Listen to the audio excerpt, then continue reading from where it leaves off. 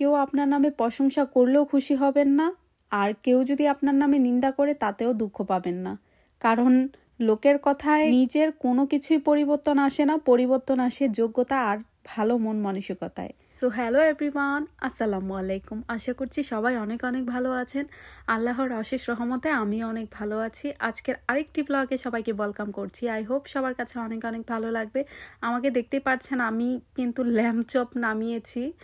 আগেই ফ্রিজ থেকে নামিয়ে রেখেছিলাম, এখন সবগুলা মশলা টশলা দিয়ে তারপরে ওভেনে দিয়ে দিব।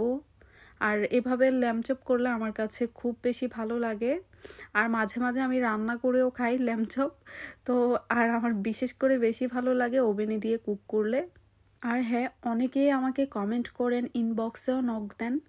আসলে কিছু কিছু মানুষ এমন কমেন্ট করে বসে, বলার কোনো ভাষা খুঁজে পাই না, এরকম একটা ব্যাপার। তো যাই হোক, যার মন মানসিকতা যেরকম ও ওরকমটাই কমেন্ট করে, আর ওরকমটাই ওর মনের ভাব প্রকাশ করার চেষ্টা করে কমেন্টে এসে। তো যাই হোক, অনেকেই মনে করেছেন যে এটা আমার জীবনের গল্প। আসলেই না, পুরা ভিডিও না দেখেই অনেকে কমেন্ট করা শুরু করে দেয়। তো পুরা ভিডিও না টেনে দেখে নেবেন। আর এটা একটা আপুর জীবনের ঘটনা, উনি আমাকে বলেছেন। আর আমাকে অনেকেই জিজ্ঞেস করেন যে আমি সিলেটি ভাষা বুঝি কিনা, অনেকেই নক দেন। আসলে একদমই আমি সিলেটি ভাষা বুঝি না, আর আমি সিলেটি কথা বলতেও পারি না। তো আমার কাছে ভালোই লাগে সিলেটের যে ভাষা, খুবই সুন্দর লাগে শুনতে, বাট আমি অত একটা বুঝি না, বুঝি না বললেই চলে।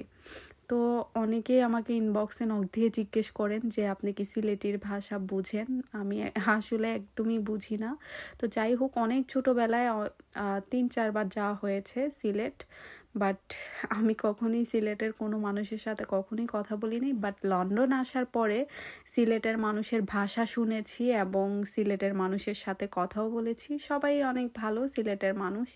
অনেকেই বলে যে সিলেটের মানুষের সাথে মিশতে না, বা অনেক নেগেটিভিটি কথাবার্তা বলে। তো দেখলাম যে যাদের সাথে আমি মিশেছি তারা খুবই ভালো, বা যাদের সাথে কথা বলেছি ভালো।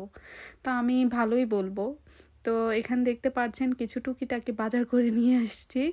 পানি দেখতে পাচ্ছেন, আর নেপি বেবিদের জন্য। এই তো টুকিটাকি আরও কিছু নিয়ে আসছি। এগুলো হচ্ছে বেবিদের জন্য শাওয়ার জেল, তারপরে লোশন আর অলিভ অয়েল নিয়ে এসেছি।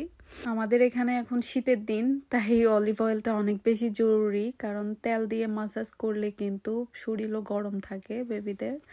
আর এখানে দেখতে পাচ্ছেন পেয়ারা নিয়ে এসেছি। পেয়ারাটা কিন্তু ভেতরে লাল ছিল আর অনেক বেশি মিষ্টি।